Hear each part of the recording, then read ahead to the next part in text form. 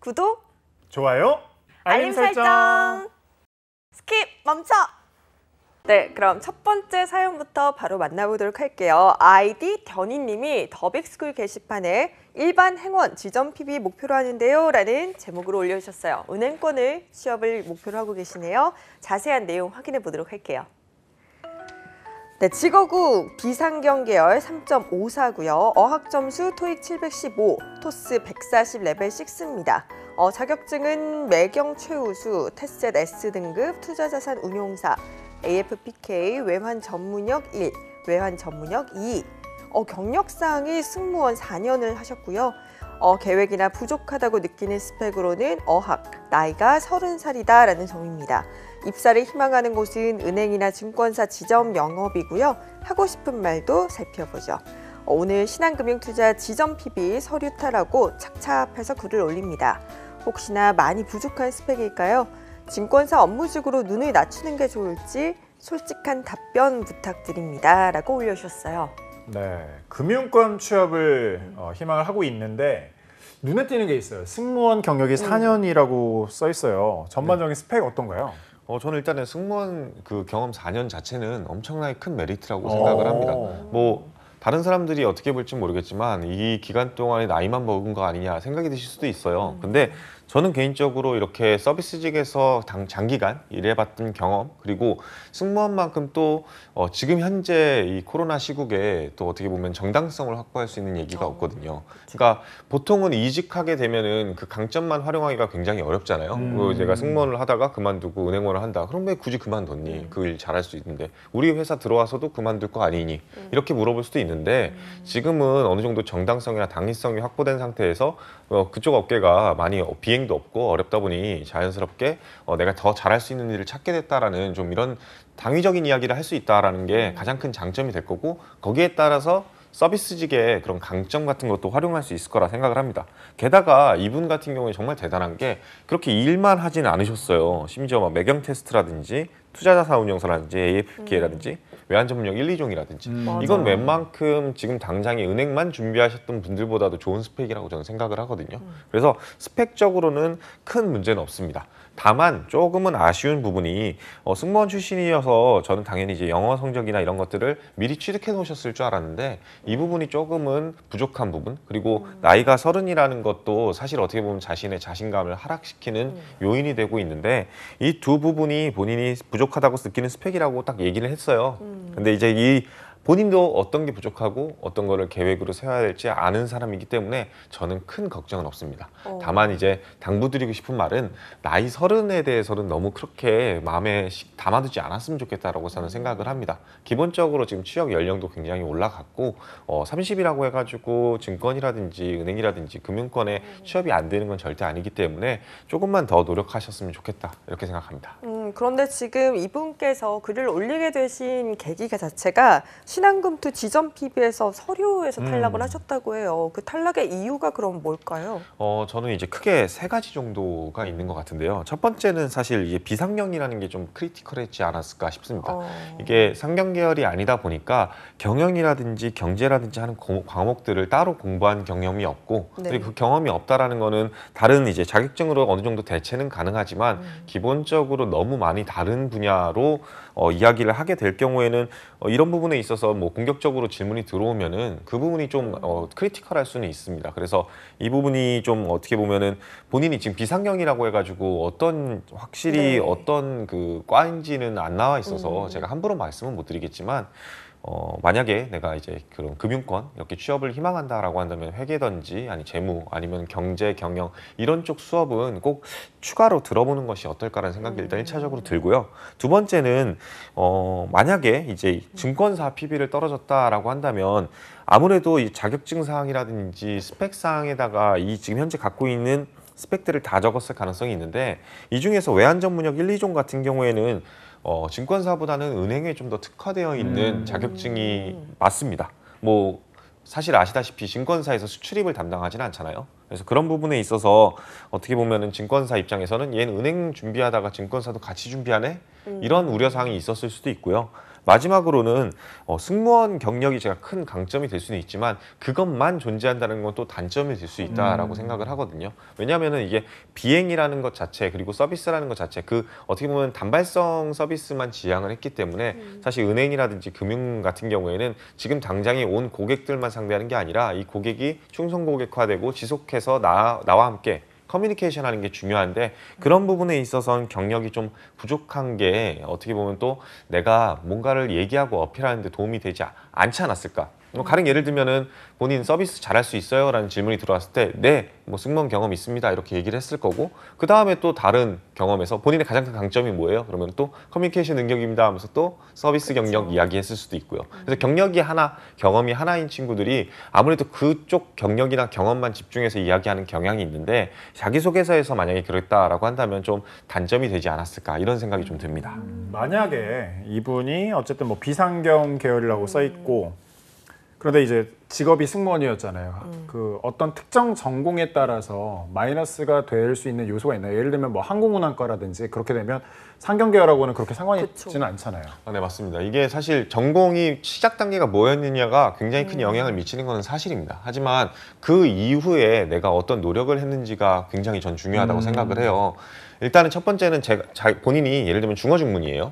중어중문이라고 치고 지금 현재 이런 스펙을 갖고 있다라고 한다면 이분한테 아쉬운 거는 사실 HSK 같은 점수가 없다라는 게 아쉬운 점이 될 겁니다. 그러니까 원전공이 어떤 거냐에 따라서 내가 원전공을 버리지 않고 최선의 노력을 다했음에도 현재 지금 이 직장에 오고 싶어하는 이후에 어떻게 보면 정당성을 확보해주는 과정이 있어야 되는데 그 1단계는 현재 전공을 잘 살리는 거. 만약에 이분이 항공운항과였다? 그러면 전 전공은 잘 살렸겠죠. 그 다음에 2단계는 그럼에도 불구하고 은행을 오고 싶었으니 그에 대한 노력을 했는가에 대한 질문이 들어올 수 있는데 그 질문은 어느 정도 자격증으로는 확보를 했지만 그냥 일반적인 공부라든지 뭐 자격증 이외에 더한 이제 학업적인 노력들이 병행이 됐을 때 좀 더 설득력을 가질 수 있는 것은 사실입니다. 그래서 이분한테도 만약에 내가 비상경 계열로 해가지고 회계라든지 재무라든지 이런 거 수업 안 들어봤다라고 한다면 그 부분도 한번은 수업을 꼭 이 학점은행제를 통해서라도 들어보는 것이 좋지 않을까 이렇게 생각이 듭니다. 그러면 이분 같은 경우는 증권사 업무직 같이 좀 더 확률적으로 높은 곳에 지원을 하는 게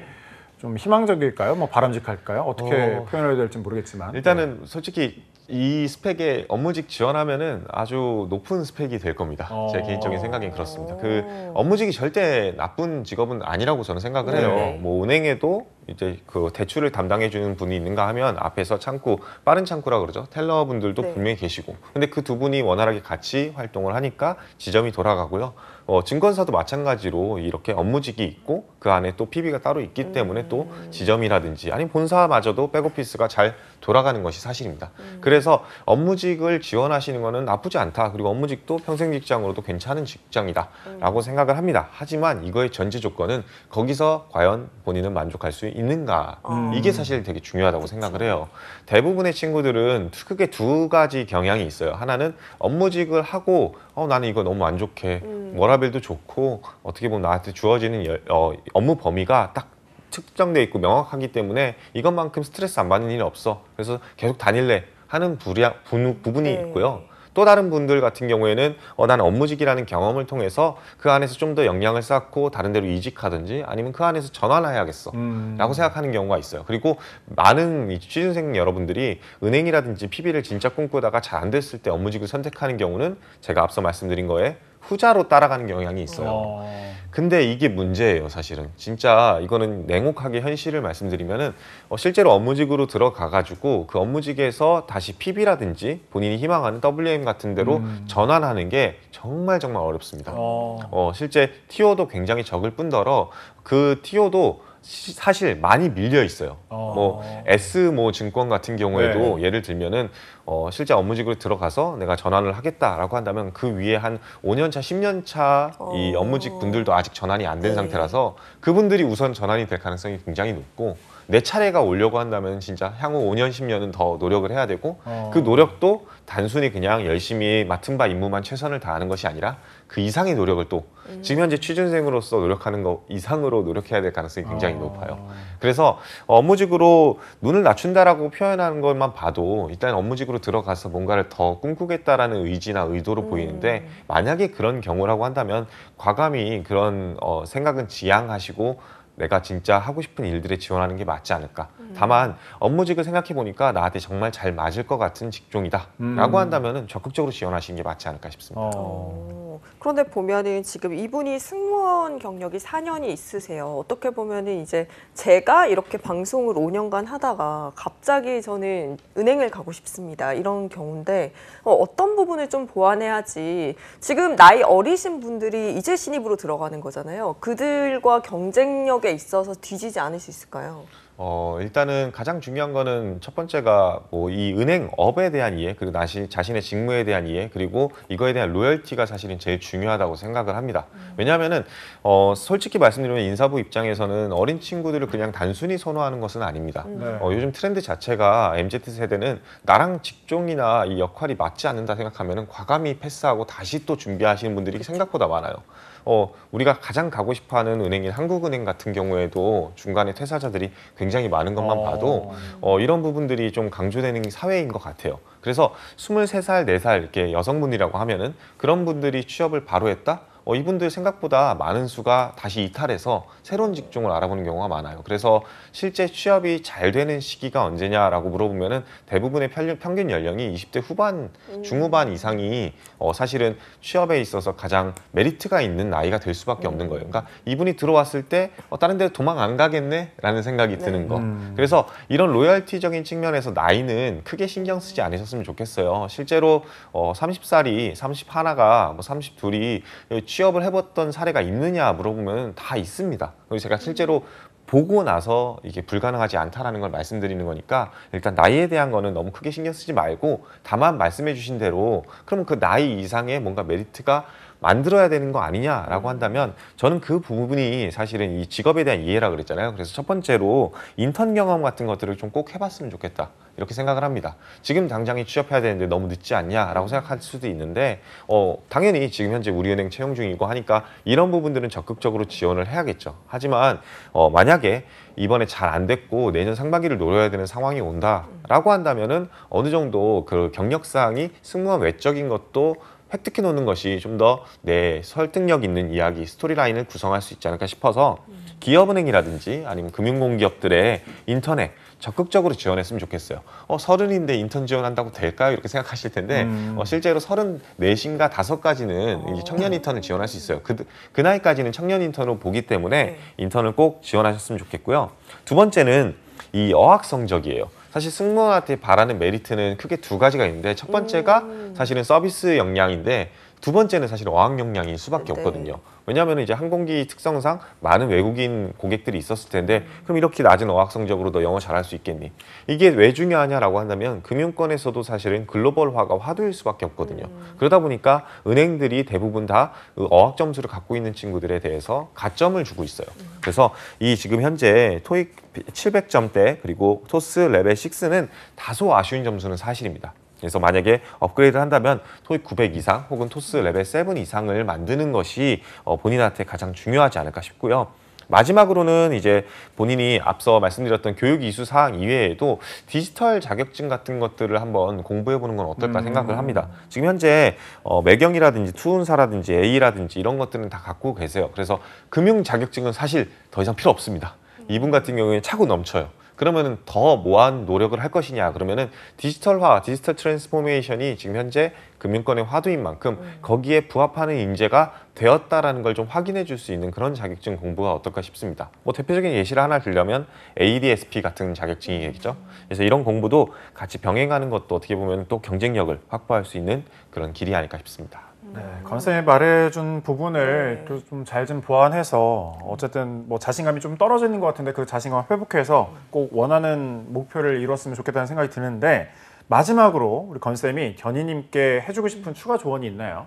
아마 이분도 사실 이제 은행을 다시 지원하기까지 굉장히 큰 고민이 많았을 거라 네. 생각을 합니다. 실제 주위에서 승무원으로 일하는 친구들 보면은 어쩔 수 없이 이 환경 때문에 잠깐 일을 쉰다든지 아니면 시간제로 근무한다든지 하면서 조금은 처지고 있는 사람들이 많아요. 근데 오히려 이 분이 저는 어떻게 보면 그런 분들에게 있어서 동기부여가 굉장히 많이 되는 분이라고 생각을 해요. 내가 어떻게 보면 대표 주자로서 새로운 직무로 나아가는 길 도전 정신이 어떻게 보면 굉장히 좀 존경할 만하고 지금 응원하고 싶은 그런 분이라고 생각을 합니다. 그러니까 본인이 지금 현재 하고 있는 노력 절대 헛되지 않을 거니까 최선의 노력을 다하시고 좋은 결과 얻길 제가 진심으로 기원하겠습니다.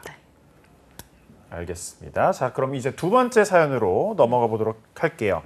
자, 더 빅스쿨의 아이디 김시은 님이 무역 전공 공기업 물음표, 사기업 물음표라고 사연을 올려주셨는데 자세한 스펙 내역서 볼게요.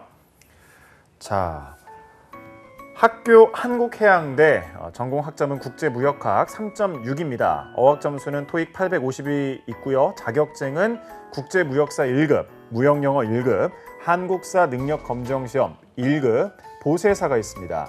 경력 수상 경력은 없고요. 대외 활동, GTAP, 청년 무역 인재 양성단 수료. 계획은 HSK 4급 공부, 컴할 1급 취득 예정이라고 써주셨습니다. 입사 희망회사와 직무 살펴볼게요. 무역회사, 대기업, 사기업, 월 무역 관련 공기업 희망하시고요. 하고 싶은 말, 4학년 마지막 학기를 앞두고 있습니다. 전공인 무역을 살려서 취직을 하고 싶은데 공기업이 좋을지 일반 사기업이 좋을지 아직 정하지 못했습니다. 무역회사에 취직하려면 언어가 중요할 것 같아서 HSK 취득을 목표로 하고 있는데 제 스펙으로 어디를 가는 게 좋을까요? 만약 사기업을 간다면 대기업 노릴 수 있을까요? 라는 사연입니다. 네, 이제 국제무역 전공을 살려서 무역 관련 기업에 입사를 하고 싶어 하시는 것 같은데 전반적인 스펙은 좀 어떤가요? 진짜 이분은 그냥 대놓고 다 무역으로 가득 차 있는 분은 맞아요. 뭐 국제무역학을 전공하고 무역사를 갖고 있고 무역 영어를 갖고 있으며 보세사까지 갖고 있고 그쵸. 청년 무역인재단 양성까지 네. 수료를 했습니다. 그냥 이렇게 대놓고 무역 그러는데 오히려 이게 좀 본인의 발목을 잡고 있는 게 아닐까 생각이 들어요. 그러니까 나는 이제 무역 했으니까 무역 관련 회사를 가겠다. 근데 무역 관련 회사가 도대체 뭐냐라고 물어보면은 굉장히 좀 퀘스천 마크가 드는 게 사실이거든요. 우리 대표적인 무역 관련 회사가 뭐가 있을까요?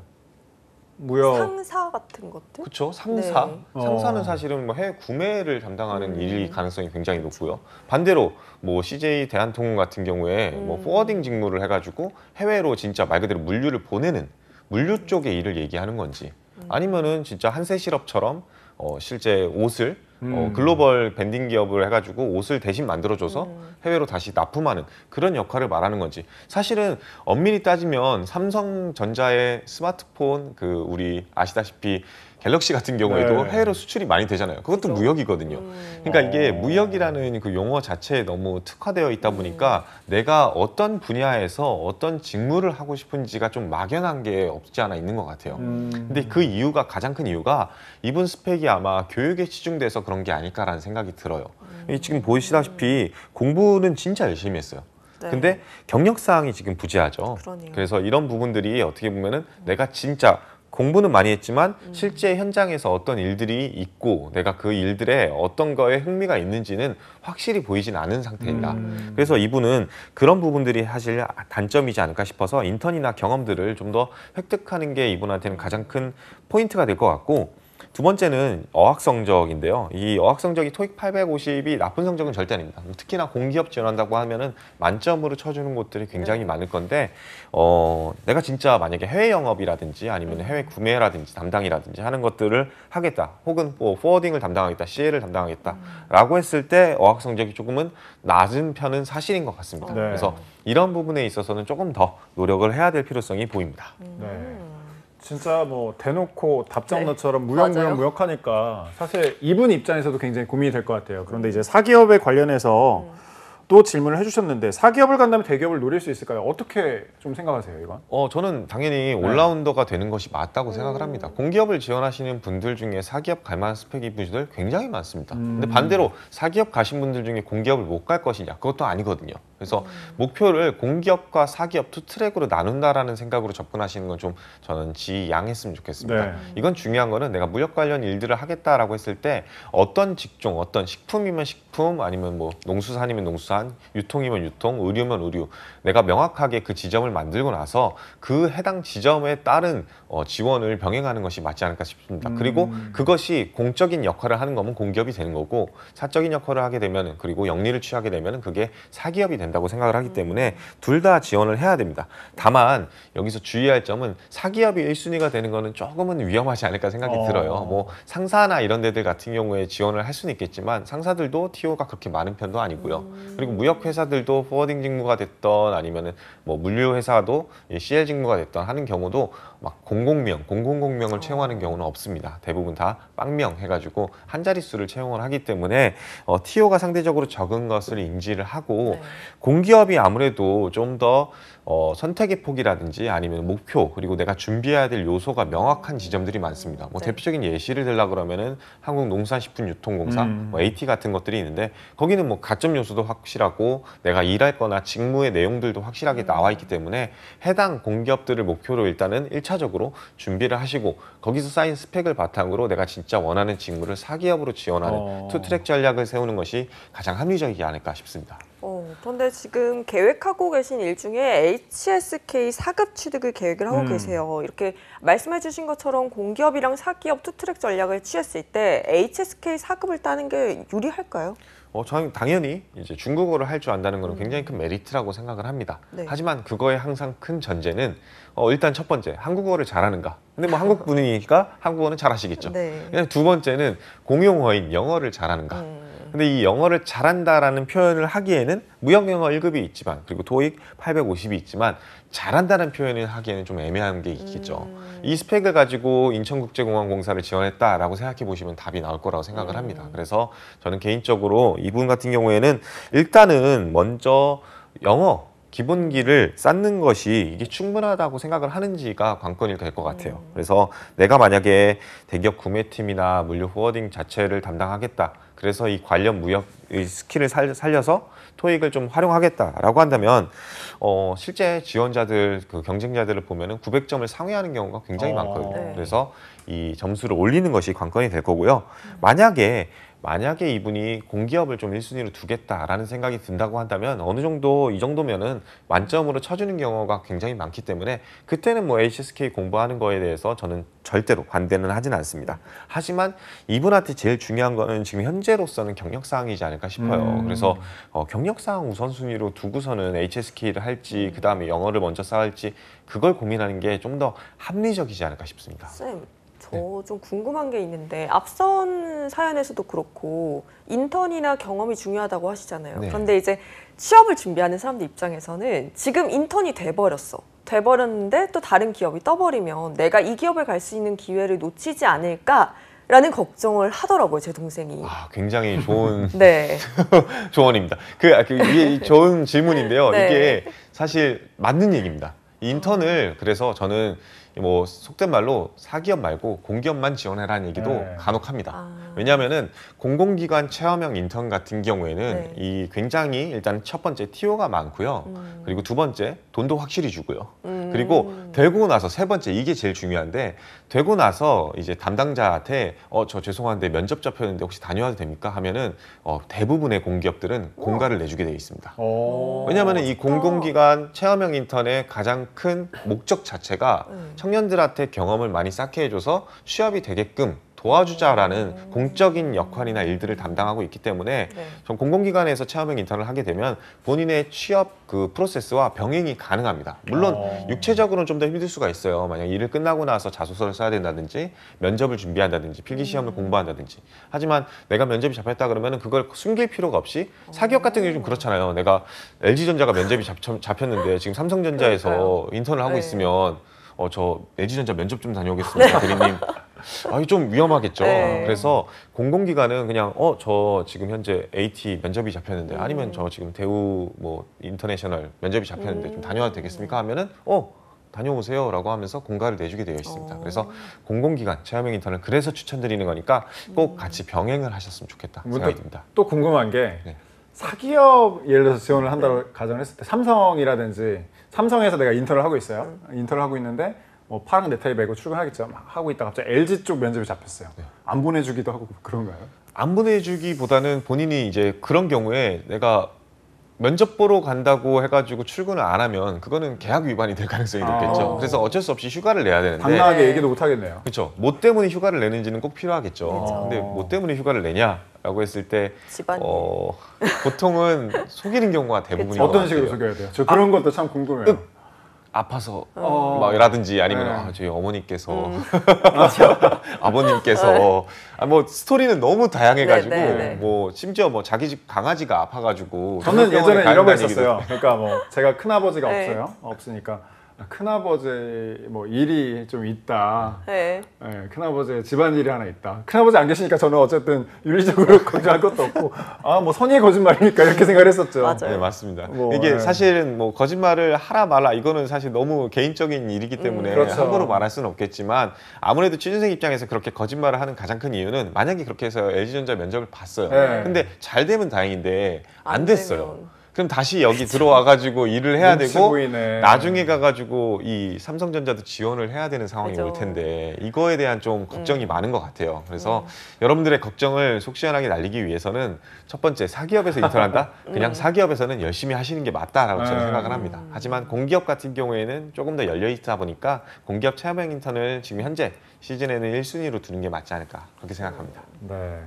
뭐 다시 좀 돌아와서 이분 얘기를 좀 해볼게요. 이분 어쨌든 뭐 사기업 목표로 대기업을 계속해서 맞아요. 노려도 될지가 고민일 것 같은데 좀 목표를 세부적으로 세우는 게 좀 중요해 보여요. 네, 맞습니다. 어떤 식으로 좀 헤쳐나가야 될까요? 이게 정확히 표현해 주셨는데 이게 불가능하다는 생각은 절대 안 드는데 네. 말씀대로 지금 현재 직무를 아니면 산업군을 명확히 특화시키는 게 중요하지 않을까 싶어요. 저는 이제 그래서 해외 영업이나 구매, CL 등 직무 분야를 선정하는 걸 우선순위로 둬라. 그리고 그 우선순위로 직무 분야를 세분화 선정하는 게 어떤 식으로 내가 정보를 얻을 수 있냐라고 한다면 무역 관련 공기업들의 직무 기술서를 일단 1차적으로 살펴보는 거.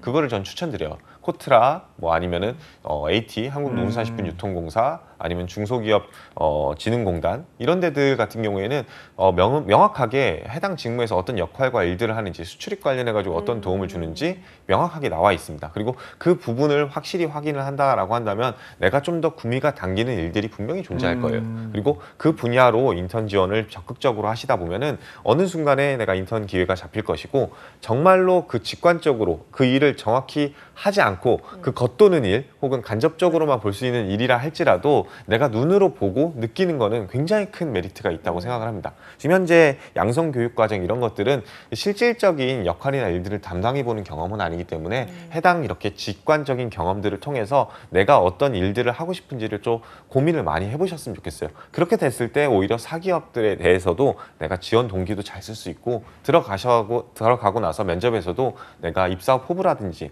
현재 가지고 있는 강점이 왜 이 직무에서 잘 활용될지까지도 잘 설득력 있게 어필이 가능할 겁니다. 네, 이제 산업군이나 직무에 대해서 조금 더 공부해 보시고 세분화해 보시는 작업이 필요할 것 같아요. 지금 이제 하반기에 들어서면서 굉장히 많은 곳들에 서류를 넣으신 분들이 굉장히 많을 그렇죠. 거예요. 그런데 또 이렇게 탈락하시는 분들이 계실 텐데 이분들을 위한 한 말씀 부탁드릴게요. 여러분 일희일비하지 않으셨으면 좋겠습니다. 당연히 여러분들이 누군가한테 고백한 경험 분명히 있을 텐데요. 항상 그 고백이 100% 성공했나요? 그렇진 않다고 생각을 하거든요. 좋아한다라는 표현을 하겠지만 상대방이 나를 좋아하지 않는다면 떨어질 수 있는 거예요. 근데 다만 내가 더 매력적인 사람이 되면은 그만큼 기회는 다시 한번 생기는 것이 이 취업 준비 과정에 있어서 생리라고 저는 생각을 합니다. 그래서 너무 기죽지 마세요. 그런 내가 지금 당장에 떨어졌기 때문에 이 회사에서는 다시 채용을 안 할 것이다. 절대 그런 생각을 할 필요가 없습니다. 뭐 대표적인 예시로 삼성같이 여러분들이 가장 가고 싶어하는 기업들마저도 사실은 2번, 3번, 심지어 4번까지 떨어졌는데 면접에서 최종적으로 합격해가지고 들어갔던 친구들도 존재합니다. 그렇기 때문에 지금 당장의 탈락에 대해서 일희일비하지 마시고 최선을 다해서 노력을 하시고 내가 지금 현재 떨어진 이유에 대해서 명확히 분석을 해서 어떤 걸 더 보완할 수 있을지 그 다음 기회에는 뭐가 바뀌어서 지원을 해야 될지에 대해서 생각하는 시간으로 좀 건전하게 만드셨으면 좋겠습니다.